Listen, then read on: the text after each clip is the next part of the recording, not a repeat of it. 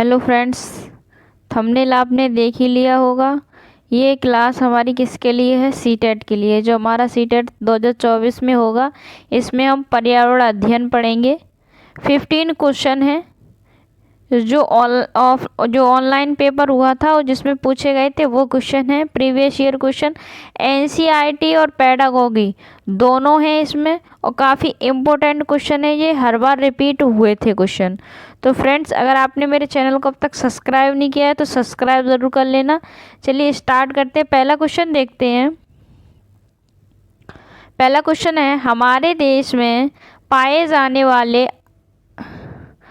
सामान्य पक्षियों का वह युगल जोड़ा जिनकी दृष्टि श्रेष्ठ होती है और जो हमारी तुलना में वस्तुओं को 4 गुना अधिक दूरी से स्पष्ट देख सकते हैं। वो पक्षी जो हमारे देश में पाए जाते हैं वो हमसे 4 गुना दूरी अधिक स्पष्ट देख सकते हैं। वो कौन है? कबूतर और तोता, कौआ और कोयल, गिद्ध और फाख्ता, चील और बाज। तो वो पक्षियों की बात करें तो वो पक्षी हैं, कौन से हैं? राइट आंसर क्या हो जाएगा? ऑप्शन नंबर डी, चील और बाज। कौन से हैं? चील और बाज। ये हमसे 4 गुना अधिक दूरी से देख सकते हैं, 4 गुना अधिक दूरी से तक, और जो पक्षी हैं उनसे अधिक 4 गुना दूरी तक देख सकते हैं। इनके चील और बाज के बारे में पढ़ेंगे। तो जो चील है इसकी पूंछ लंबी और खांचे वाली होती है। जो चील है इसकी पूंछ कैसी होती है? लंबी होती है और कैसी होती है? खांचे वाली होती है। यह अपना घोंसला सबसे ऊंची डाल पर बनाती है। किस पर? सबसे ऊंची डाल पर घोंसला कौन बनाती है? तो वो है चील। इसका घोंसला सबसे बड़ा, सबसे चौड़ा 4 से 5 फीट का होता है। जो चील का घोंसला होता है सबसे बड़ा और सबसे चौड़ा 4-5 फीट का होता है। यह हमसे 4 गुना अधिक देख पाता है। चील अपने घोंसलों को साल दर साल इस्तेमाल करता है, और जो पक्षी होते हैं वो सिर्फ अपना घोंसला उस समय तक बनाते हैं, अंडे देते हैं, उनके बच्चे हो जाते हैं, उसमें से निकल के उड़ जाते हैं। उस घोंसले को वो क्या करते हैं? हर साल घोंसले को छोड़ देते हैं।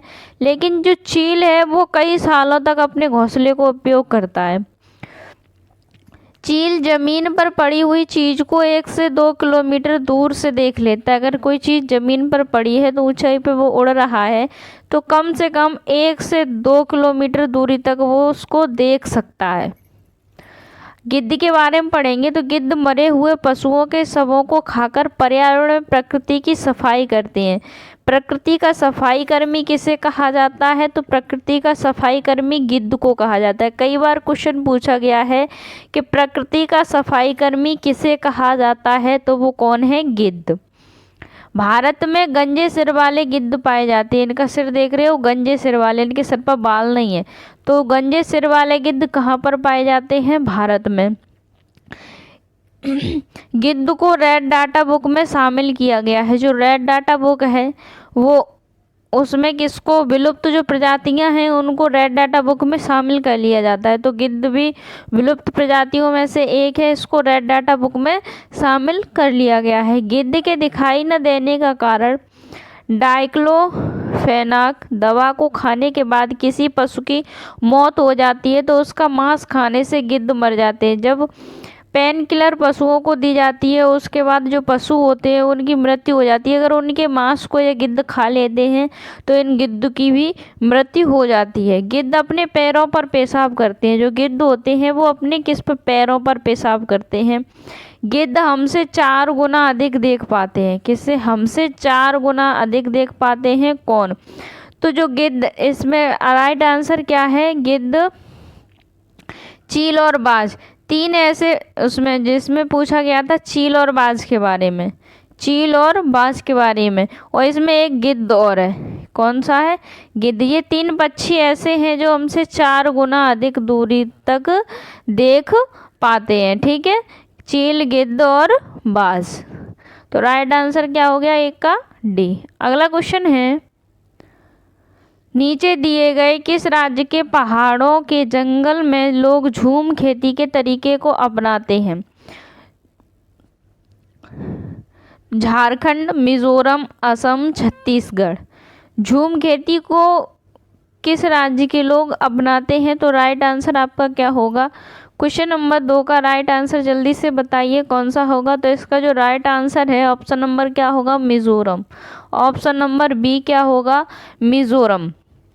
भारत के जो पूर्वोत्तर राज्य हैं, कौन से राज्य? पूर्वोत्तर राज्य, जिसमें मिजोरम है, अरुणाचल प्रदेश है, ठीक है, मिजोरम, अरुणाचल प्रदेश, ठीक है, मेघालय,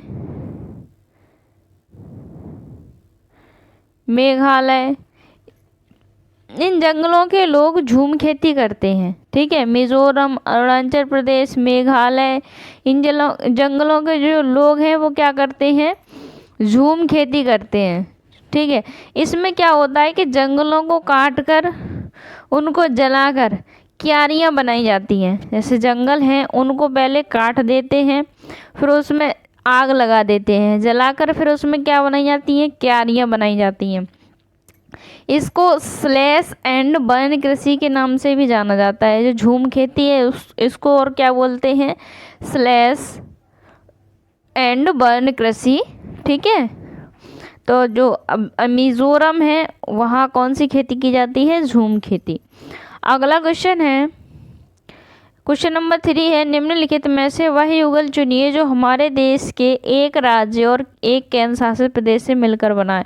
उस जोड़े को चुनना है जिसमें एक तो आपका राज्य है और दूसरा आपका केंद्र शासित प्रदेश है, ठीक है। मणिपुर और जम्मू कश्मीर, असम और उड़ीसा, उत्तराखंड और मेघालय, तेलंगाना और अरुणाचल प्रदेश। तेलंगाना और अरुणाचल प्रदेश। जो ऑप्शन नंबर इसका जो राइट आंसर है वो ए ही हो जाएगा, मणिपुर और जम्मू कश्मीर। मणिपुर क्या है? एक राज्य है। जम्मू कश्मीर क्या है? एक केंद्र शासित प्रदेश है। कौन सा है? केंद्र शासित प्रदेश है। जो वर्तमान में राज्यों की संख्या है वो कितनी है? 28, 28 राज्य हैं। वर्तमान में राज्यों की संख्या कितनी है? 28 है। और केंद्र शासित प्रदेश कितने हैं? 8। केंद्र शासित प्रदेश कितने हैं? 8। अगला क्वेश्चन है, भारत के 3 समुद्र तटवर्ती राज्य हैं। जो भारत के 3 समुद्र तटवर्ती राज्य हैं वो कौन कौन से हैं? तेलंगाना, महाराष्ट्र, उड़ीसा, या फिर झारखंड, गुजरात, पश्चिम बंगाल, या फिर असम, उड़ीसा, कर्नाटक, या फिर त्रिपुरा, केरल, आंध्र प्रदेश। जो वर्तमान में भारत के 3 समुद्र तटवर्ती राज्य हैं वो कौन कौन से हैं? तो इस क्वेश्चन में जो हुआ था, इस क्वेश्चन में क्या हुआ था कि सबको बोनस अंक मिला था। इसमें जो ऑप्शन दिए हैं वो एक भी तर्क संगत नहीं थे, इसलिए इसमें सबको बोनस अंक मिला था, सबको एक नंबर इसमें मिला था। जो भारत है वो 3 ओर से समुद्र से घिरा हुआ है। जो भारत है वो 3 ओर से समुद्र से घिरा हुआ है। इसके पूर्व में तो बंगाल की खाड़ी है। इसके जो पूर्व में है वो कौन सी है? बंगाल की खाड़ी। पश्चिम में है वो अरब सागर, और दक्षिण में क्या है? हिंद महासागर। दक्षिण में क्या है? हिंद महासागर। तो जो भारत के तटवर्ती राज्य हैं, भारत के जो तटवर्ती राज्य हैं, समुद्र के तटवर्ती राज्य, वो कितने हैं? उनकी संख्या कितनी है? 9। उनकी संख्या जो है वो कितनी है? 9। भारत के समुद्र तटवर्ती राज्यों की संख्या कितनी है? 9। अब इसमें कौन कौन से हैं ये देख लेते हैं। तो भारत के जो 9 समुद्र तटवर्ती राज्य हैं वो कौन कौन से हैं? देखो, एक तो है गुजरात, ठीक है। पहला कौन सा है? गुजरात। गुजरात हो गया। महाराष्ट्र, गोवा, कर्नाटक, केरल, तमिलनाडु, आंध्र प्रदेश, उड़ीसा, पश्चिम बंगाल। तो ये कितने हो गए? 9। कितने हो गए? 9। अगला क्वेश्चन है, तो इस क्वेश्चन में सबको जो क्या मिला था, बोनस अंक मिला था, क्योंकि एक भी जो ऑप्शन है वो तर्कसंगत नहीं थे, एक भी इसमें से ऑप्शन सही नहीं थे, इसलिए इसमें क्या मिला था, बोनस अंक सबको मिला था। अगला क्वेश्चन है मध्य प्रदेश के 3 निकटवर्ती राज्य। इसमें क्या पूछा है, जो मध्य प्रदेश के 3 निकटवर्ती राज्य हैं वो कौन कौन से हैं। तो जो मध्य प्रदेश के निकटवर्ती मतलब पड़ोसी राज्य हैं वो कौन कौन से हैं, पहले इस बात को देख लेते हैं। जो मध्य प्रदेश है कि भारत के बीच में बसा है, इसलिए इसका नाम क्या पड़ा, मध्य। अब ये इसके जो पड़ोसी राज्य हैं वो कितने हैं, 5। जो मध्य प्रदेश के पड़ोसी राज्य हैं वो कितने हैं, 5। उत्तर प्रदेश, राजस्थान, गुजरात, महाराष्ट्र, छत्तीसगढ़, ये क्या है, मध्य प्रदेश के पड़ोसी राज्य हैं। तो ऑप्शन देख लेते हैं। अब ऑप्शन में क्या क्या दिया है, ऑप्शन में दिया है गुजरात, महाराष्ट्र, छत्तीसगढ़। तो पहले ऑप्शन सही है। अभी गुजरात, महाराष्ट्र और छत्तीसगढ़ क्या थे, तीनों मध्य प्रदेश के निकटवर्ती राज्य थे, तो ये ऑप्शन क्या हो गया आपका, सही हो गया। तो उत्तर प्रदेश, राजस्थान, बिहार। अब बिहार मध्य प्रदेश का निकटवर्ती राज्य नहीं है, मध्य प्रदेश का पड़ोसी राज्य नहीं है। गुजरात है, उत्तर प्रदेश है, तेलंगाना नहीं है, राजस्थान है, झारखंड नहीं है, ठीक है ना, उड़ीसा है। तो जो राइट आंसर है ऑप्शन नंबर क्या हो जाएगा, ऑप्शन नंबर ए। जो मध्य प्रदेश की राजधानी है वो क्या है, भोपाल। अगला क्वेश्चन है मच्छरों द्वारा होने या फैलने वाले 2 रोगों का समुच्चय चुनिए। हैजा और मियादी बुखार, हैजा और मलेरिया, मियादी बुखार और मलेरिया, डेंगू और चिकनगुनिया। जो मच्छरों द्वारा जो रोग फैलता है उसका राइट आंसर क्या है, ऑप्शन नंबर डी। जो डेंगू और चिकनगुनिया है ये किसके द्वारा होता है, मच्छरों के द्वारा। डेंगू और चिकनगुनिया किसके द्वारा फैलता है, मच्छरों के द्वारा फैलने वाला रोग है।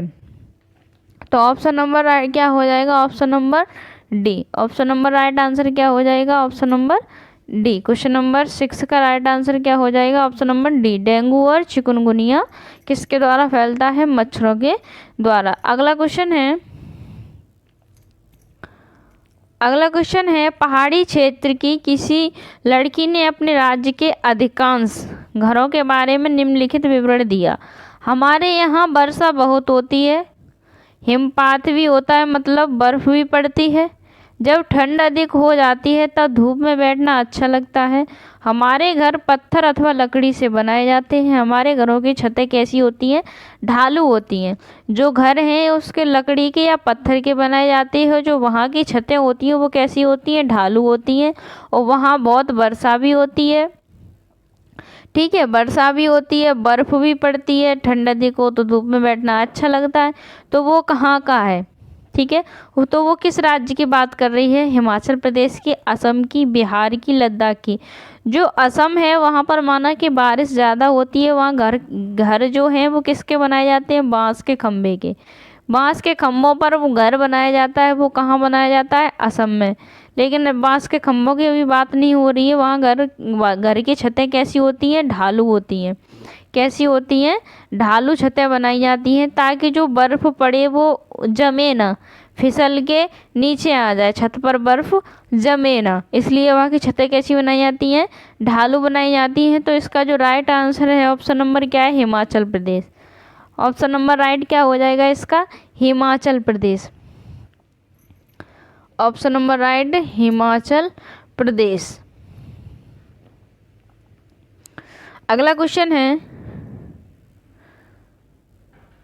क्वेश्चन नंबर 9 है डल झील हमारे देश का प्रसिद्ध पर्यटन स्थल है। इस झील में हाउस बोट है जिनमें लोग पर्यटक रहना पसंद करते हैं। वे शिकारा में बैठकर चप्पू चलाना चाहते हैं। झील जिस शहर में स्थित है वह शहर है उदयपुर, जयपुर, हैदराबाद या श्रीनगर। तो जो इसका राइट आंसर है वो क्या है, option number D. Option number D क्या है, right answer Srinagar. Option number D इसका राइट आंसर है श्रीनगर। क्या हो जाएगा इसका राइट आंसर, श्रीनगर। जो श्रीनगर है, डल झील है, जो डल झील है वो श्रीनगर में स्थित है। कहाँ पर स्थित है, श्रीनगर में। श्रीनगर में कौन सी झील स्थित है? डल झील। इस झील में हाउस बोट है, जिनमें लोग पर्यटक आते हैं उसमें रहना, इसमें कमरे बने होते हैं। जो श्रीनगर में डल झील है जिसको हाउस बोट बोलते, वहाँ हाउस बोट चलती है। उसमें क्या होता है कि उस बोट में कमरे से बने होते हैं, ठीक है, कमरे से बने होते हैं। इसमें पर्यटक लोग क्या करते हैं? रहना पसंद करते हैं। क्या करते हैं? रहना पसंद करते हैं। अगला क्वेश्चन है, मच्छर प्राय हमें परेशान करते हैं, अंधेरे में भी हमें ढूंढ सकते हैं। जो मच्छर हैं हमें प्राय परेशान करते हैं, अंधेरे में भी हमें ढूंढ सकते हैं। वो किसके द्वारा? हमारी सांसों के कंपन के द्वारा, सांस द्वारा छोड़ी गई वायु की गर्मी से, या फिर सांस द्वारा छोड़ी गई वायु की गंध द्वारा, या पैरों के तलवे की गंध और हमारे शरीर की गर्मी से। जो मच्छर हैं हमें कैसे ढूंढ लेते हैं? इसका जो राइट आंसर है ऑप्शन नंबर क्या हो जाएगा? डी। ऑप्शन नंबर क्या हो जाएगा इसका? डी। मच्छर पैरों तलवों की गंध और हमारे शरीर की गर्मी से हमें ढूंढ लेते हैं, ठीक है। जो मच्छर हैं हमारे शरीर की जो गर्मी है और हमारे पैरों तलवों की जो गंध है उससे हमें अंधेरे में भी ढूंढ लेते हैं। राइट आंसर क्या हो जाएगा? Option number D. अगला क्वेश्चन है, नीचे दी गई पहेली को हल कीजिए। कूटी जाती पीसी जाती भोजन तीखा खूब बनाती, खाने में ज़्यादा होने पर मुंह से निकले सीसी, आँख और नाक से निकले पानी, याद दिला दूँ नानी, सोचो सोचो कौन हूँ मैं। जो कूटी जाती है पीसी जाती है, भोजन कैसा बनाती है? तीखा बनाती है। और ज़्यादा अगर खाने में हो जाए तो कैसी? मुंह से क्या निकलती है? सी। अब बताओ, जब आपको मिर्ची ज़्यादा लगती है तो आप सी करते हो, भोजन में भी डाली जाती है, वो कूटी जाती है, पीसी जाती है, ठीक है। तो इसका जो राइट आंसर क्या हो जाएगा? लाल मिर्च। राइट आंसर क्या हो जाएगा? लाल मिर्च। Option number D. अगला क्वेश्चन है, राजस्थान के रेगिस्तानी इलाके में मुख्यतः पाए जाने वाले खेजड़ी वृक्ष के विषय में नीचे दिए गए कथनों पर विचार कीजिए। जो खेजड़ी वृक्ष है, राजस्थान में खेजड़ी वृक्ष पाया जाता है, उसके बारे में आपको, तो ये इस क्वेश्चन का जो राइट आंसर है वो कौन सा है? Option number D. यहाँ जो option first second third fourth fifth पड़ गए हैं, ये ए बी, इनको A B C D E ऐसे डाल लेना। तो जो ए ऑप्शन है, इस वृक्ष को उगाने के लिए अधिक जल की आवश्यकता नहीं होती, ये बात बिल्कुल सही है। वृक्ष बहुत उपयोगी है, इसकी छाल से दवाइयाँ बनाई जाती हैं, लोग इसके फलियों को खाना पसंद करती हैं, ये बात सही है। इस वृक्ष की लकड़ी, ऑप्शन नंबर सी है, इस वृक्ष की लकड़ी को शीघ्र ही कीड़ा लग जाता है, ये बात गलत है। इसकी लकड़ी को कीड़ा नहीं लगता है, इस इमारती लकड़ी की भांति इसका उपयोग किया जाता है, इसमें नहीं लिखा है, तो ये बात गलत है। यह छायादार वृक्ष नहीं है, गलत है ये बात भी, ये छायादार वृक्ष है। इस क्षेत्र के जानवर इस वृक्ष की पत्तियों को खाना पसंद करते हैं, तो ये बात भी सही है। तो जो फर्स्ट सेकंड और फिफ्थ ये ऑप्शन सही है, तो इनको ए बी सी डी, या तो आप यहाँ फर्स्ट सेकंड और फिफ्थ कर लेना, ठीक है। तो आप या फिर ऐसे कर लो A B C D E, तो ए बी और ई ऑप्शन सही है, तो right answer option number D हो जाएगा। अगला क्वेश्चन है, निम्नलिखित में से वह राज्य चुनिए जहाँ के लोग नारियल के तेल में पकी तली समुद्री मछली खाना पसंद करते हैं। उस राज्य को आपको बताना है कि जहाँ के लोग नारियल के तेल में पकी हुई समुद्री मछली को खाना पसंद करते हैं, वो कहाँ के लोग हैं? गोवा के, तेलंगाना के, छत्तीसगढ़ के, या फिर झारखंड के। गोवा के, तेलंगाना के, छत्तीसगढ़ के, या फिर झारखंड के। तो इसका जो राइट आंसर है ऑप्शन नंबर क्या हो जाएगा? ए। ऑप्शन नंबर क्या हो जाएगा? Right answer A. जो गोवा के लोग हैं वो नारियल के तेल में समुद्री मछली को खाना पसंद, तल करके खाना पसंद करते हैं। और जो जम्मू कश्मीर के लोग हैं वो किस में खाना पसंद करते हैं? सब मछली को सरसों के तेल में। किस में? सरसों के तेल में। सरसों के तेल में ये क्वेश्चन पूछा गया है।